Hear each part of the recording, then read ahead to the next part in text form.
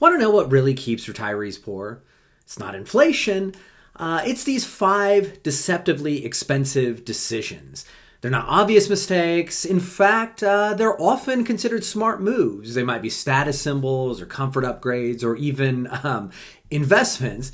But after working with hundreds of retirees, I've seen the pattern, right? These decisions slowly bleed your portfolio dry without you even noticing until it's too late. So in today's video, I'm going to break down each one, why they look safe on paper, and then how they quietly sabotage your retirement security, and then what to do instead if you want a retirement that actually works.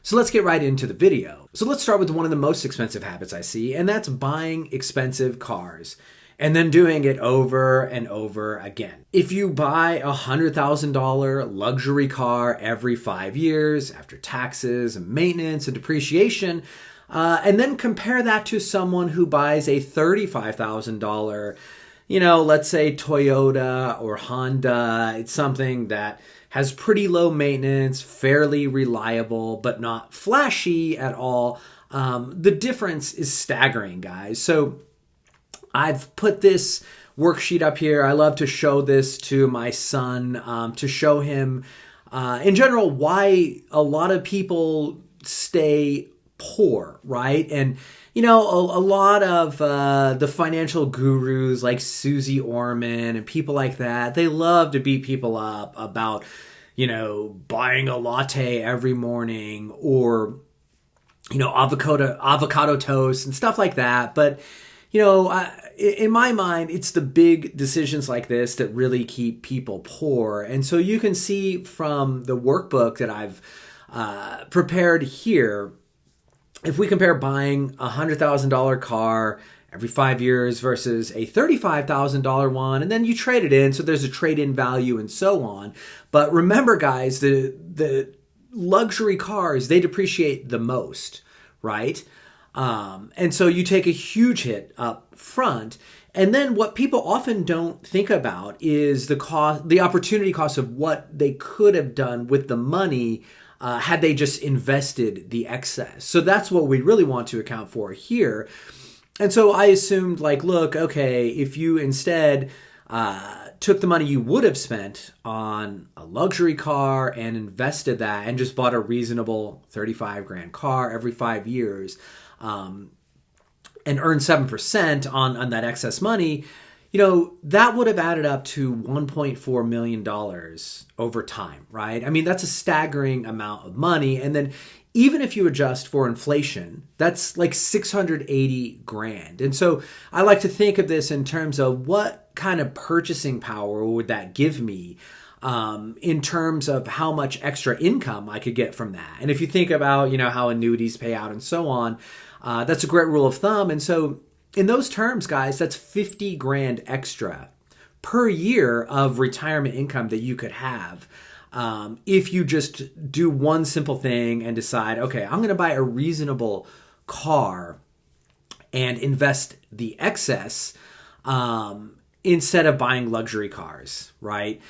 Now, look, if you're super wealthy, obviously do whatever you want, right? But a lot of people are not, and this is super common, right? A lot of people spend $80,000 to $100,000 on cars and then recycle them every 5 years, and you can see the math, right? It's staggering. Now, maybe you're like, well, I would never spend 100 grand on a car. And that's cool, right? But maybe you'll spend like $60,000 on an SUV or something like that maybe you don't actually need the room in. Maybe you don't even have that big of a family. A lot of people have those massive GMCs, and it's cool, right? I'm not here to judge anybody, but unless you have an army of kids, you probably don't need something with that kind of size. But let's look at this scenario too, right? What if instead of spending 60 grand, you spent 35 grand? Same analysis.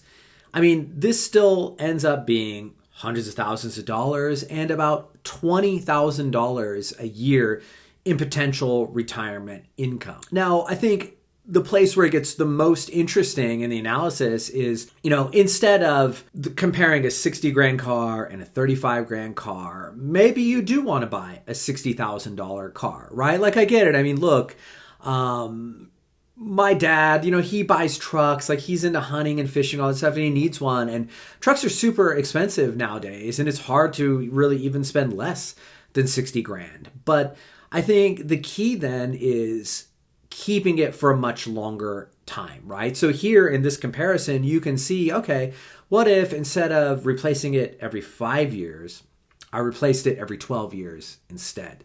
And, over that time span, I mean, that still added up to 350 grand. It's like 170 grand in inflation adjusted dollars. And even that small difference, guys, ends up being $1,000 a month in retirement income. Man, that's a good amount of money, right? That's a really nice extra vacation every year. That's dining out more often. And that's a real decision. And all you had to do, I mean, you didn't really have to suffer. You just took care of your car and, you stretched out how often you bought them. All right. So let's jump to number 2, and that is the timeshare. Oh, man. This comes up a lot more often than I would expect. And to some degree, look, I get the appeal. They have very clever marketing. But in my experience, in having had clients deal with these over the years, they're almost never going to be worth it. And it's a constant money pit, right? I mean, it's hilarious because if you go to one of these presentations, funny side note, I used to force poor Julia, my wife, to go to these because I was all about, like, you get all this free stuff, right? Like, I think we got like a helicopter ride in Sedona one time, and we got like a free trip to San Diego and a trip to Vegas. And so I was all about that. It's very easy for me to turn these guys down. And I would do a ton of research on, the nightmares of these. So I've got like a lot of talking points. But she hated these, and, pretty much after a few, she stopped me from going to them. But anyway, so they're very clever marketing gimmicks they have, and they've got a rebuttal for really anything that you could come up with. But yeah, I mean, they're going to tell you that this is an investment, which is absolutely bonkers, and it would not pass the test for any kind of investment. And then they're going to tell you stuff like, oh man, you're locking in a future vacation, and you're locked into this property, but then if you don't want to go there, you can go to this other property and all this. But it's mostly nonsense, okay? So first of all, you're going to pay a steep upfront cost. But if you read the horror stories about these, it really gets into the maintenance fees. These are going to rise every year, and then they've had certain properties. There was one I remember in Hawaii, and it was massive. And they hit all their property owners with like $30,000 in increased maintenance fees because the property was just falling apart. And the funny thing is, I mean, if you go to one of these pitches, they're going to be like, well, this is a brand new property and it's never going to happen. But they can't guarantee this. And if you hold on to it long enough, you're still going to be hit. And the problem really is that you can't get rid of this property. There is no secondary market for these things. And so if you do actually want to get rid of it, you're going to have to sell them for pennies on the dollar. On top of that, the usage rules are really rigid. You might be locked into specific weeks or specific locations. And even if you're not, then think about it. Probably everybody is going to want to go during the times that you want to go, and you might not be able to get the slot whenever you want it. Worse, if life changes, right? If your health shifts, or, I mean, look, maybe your travel needs evolve. Tough luck, right? You're going to still be on the hook for these fees. I think the biggest problem here, and why it's especially dangerous in retirement, is because you're probably on a fixed income, right? You might have budgeted your lifestyle, you built a plan, but then every year that timeshare fee is going to go up, and it's really going to reduce your flexibility. If you guys watch this channel, I mean, I'm really big into retirement income guardrails, and part of that is having a discretionary component to your budget. And for a lot of people, that becomes vacation, right? And people, they might budget to have a very nice, travel experience every year. Maybe it's 20 grand, maybe it's more. But the key is if things don't work out well, that's a really easy place to cut back. But when you're stuck with these high maintenance fees, there's really nothing you can do about it. And so what I would suggest to you guys is before you sign on for one of these timeshares, you need to ask yourself,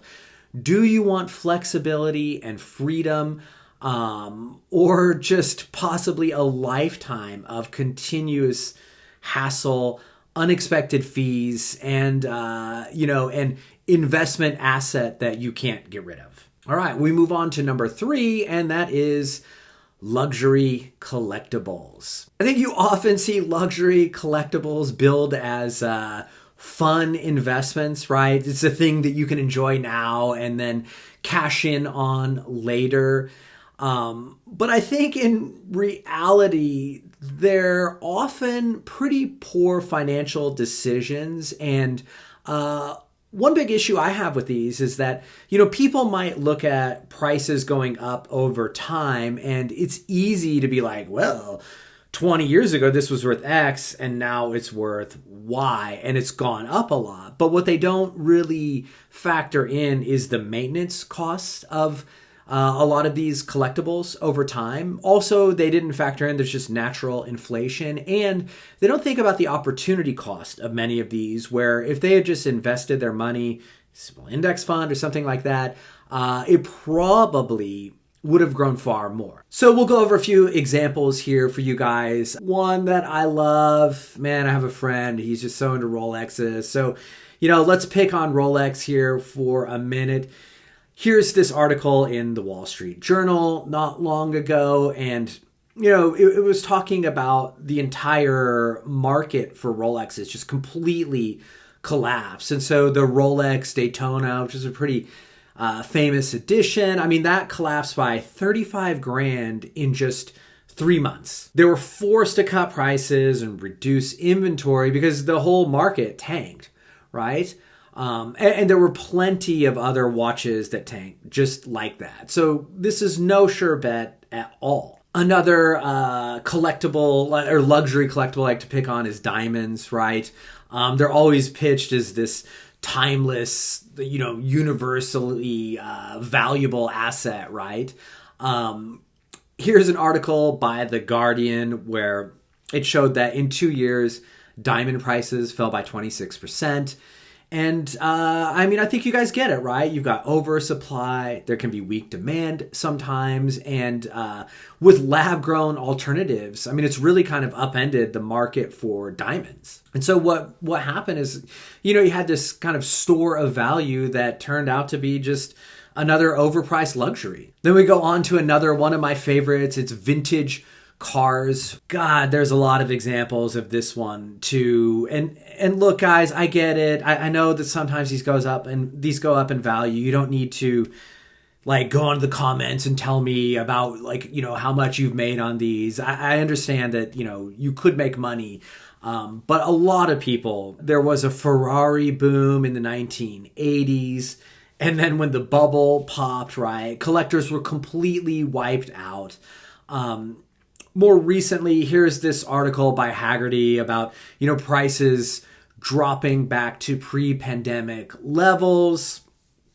There's a great story in there about somebody had a collection of high value classics that they found in a barn, right? And initially they were like, oh, these are worth over $800,000 of vintage vehicles. But once the dust settled, and they factored in restoration costs, the value wasn't even close. So what ended up happening is most of the cars were unsellable or just simply not worth restoring at all. And, buyers completely walked away. And that could totally happen to anybody. And so look, guys, I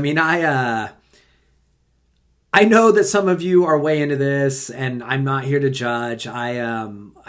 I've got a great friend, and he's all into luxury watches and the cars. So he does both of these. And if you listen to him, he's the Warren Buffett of luxury collectibles, and maybe even beyond Buffett. According to him, he bats 1,000 and he's never made a bad investment. And maybe that's a lot of you, but for many other people who don't have that kind of skill What I'm going to argue is that most of these investments are super illiquid.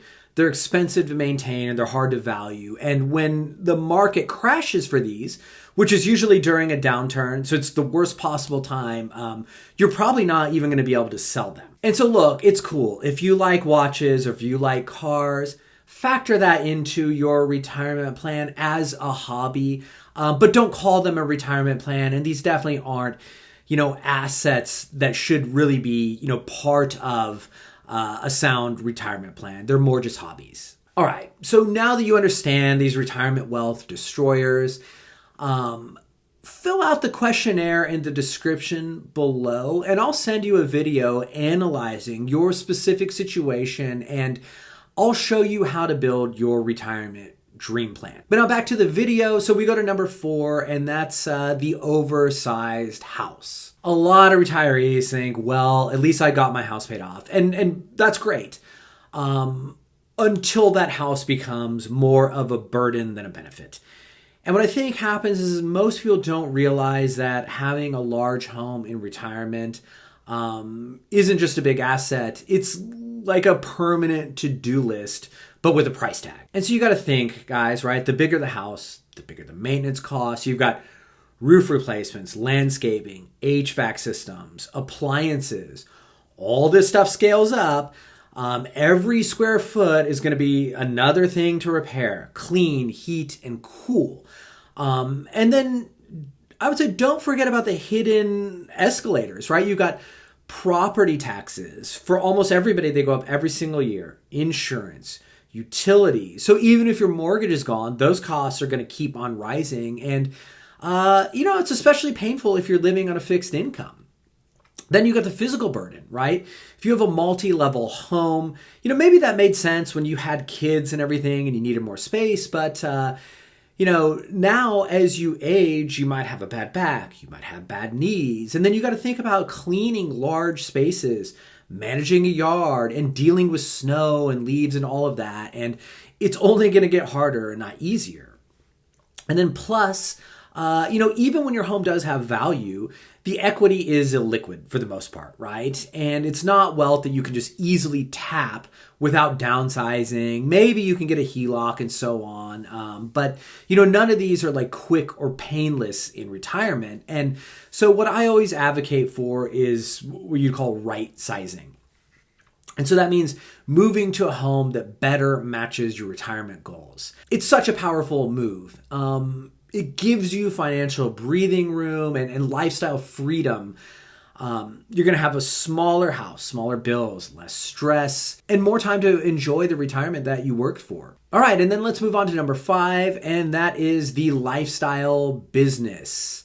You would be surprised at how many people, once they retire, they decide that they wanted to start a business in retirement and kind of chase this little dream that they had. And so first off, I just want to say I'm not totally opposed to this. I think it's really cool in a lot of ways, and I totally understand it. But I want to warn you about some of the downsides that you may not be thinking of. So first of all, you're going to have startup costs. Even for small, simple businesses, these things add up fast.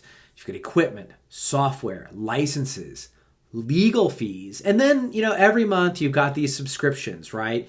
You maybe have to do advertising. There's website maintenance. Maybe you even have inventory depending on the business. And then what happens? Inevitably, gaining traction always takes longer than you think. I know this from experience, but I've seen it so many times with people starting up businesses too. And then you're sitting there thinking, well, I've already put this much time in. I put this much money. I'll just invest a little more. And then they keep on throwing good money after bad. And that's when, you get into what initially might have been billed as a small retirement project, and you just get into this sunk cost spiral. And so instead of enjoying retirement, you've really created another full-time job, but with no guaranteed paycheck. And what I also want to warn you about, and what I've seen happen, is this can really be a big strain on your relationship.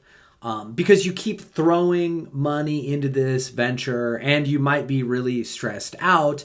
And your spouse may not be totally on board with that. So I've been in the unfortunate situation before where we've had a spouse come to us and saying like, okay, I need to start prepping for divorce. I can't take it anymore. Her husband decided he wanted to be a coach after he retired, and it was like not a sports coach, but like a, business coach or whatever. And this is, again, like a hobby that was just sinking them financially, and he wasn't really making any kind of money doing that. And it was driving her up a wall.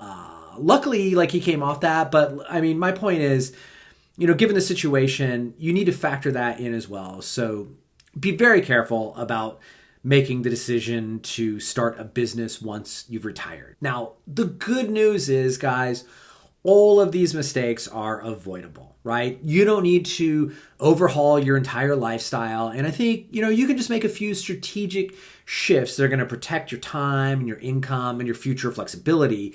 Start with the vehicle strategy, right? Instead of buying brand new or luxury cars every few years, consider buying 2 to 3 year old vehicles. Let somebody else take that big depreciation hit up front and then keep them for 8 years, 10 years, 12 years. I know it's boring. I know you don't get the satisfaction out of driving a new luxury car. I totally get it. It's nice. But this is far more practical, and it's going to be a lot better for your retirement and give you a lot more income that you could be spending. I mean, you guys saw the numbers, right? Like that was really made a lot of difference. Next, look at vacations, right? Don't do the timeshare model, right? It's rigid. Instead, what I would do is build an annual vacation budget. That way you have full control over where you go, when you go, how much you're going to spend. You don't have to worry about maintenance fees or other hidden aspects of this. Crucially, if need be, you can just cut back when you need to. Next, the housing aspect, right? Really strongly consider the process of right sizing, maybe 5 to 10 years before retirement. And look, it doesn't even necessarily mean downsizing. It just means aligning your home with your lifestyle goals, right? Maybe fewer stairs, less upkeep, lower bills, and then you got more flexibility to relocate or to travel. And finally, entrepreneurship. If you're going to pursue a business in retirement, be sure to set clear financial boundaries from the beginning. You need to know exactly how much you're willing to invest and how much time you want to give it, and this is really important, under what conditions you're going to walk away. It's almost exactly how I consider like investing in stocks, right? I always need that plan first, and I know what is going to cause me to sell, right? And you should think of being an entrepreneur in the same exact way. I think it's totally okay to chase your dream, but just don't let it hijack your retirement. All right, so now that you understand the 5 seemingly innocent purchases that secretly destroy retirement wealth, you can evaluate your own financial situation and eliminate these hidden liabilities before they undermine your financial security. And so if you want to discover exactly which wealth drains might be lurking in your retirement plan, fill out the questionnaire in the description and I'll send you a video analyzing your specific situation, and I'll show you how to create true financial freedom in retirement. Thanks for watching, and I'll see you in the next video.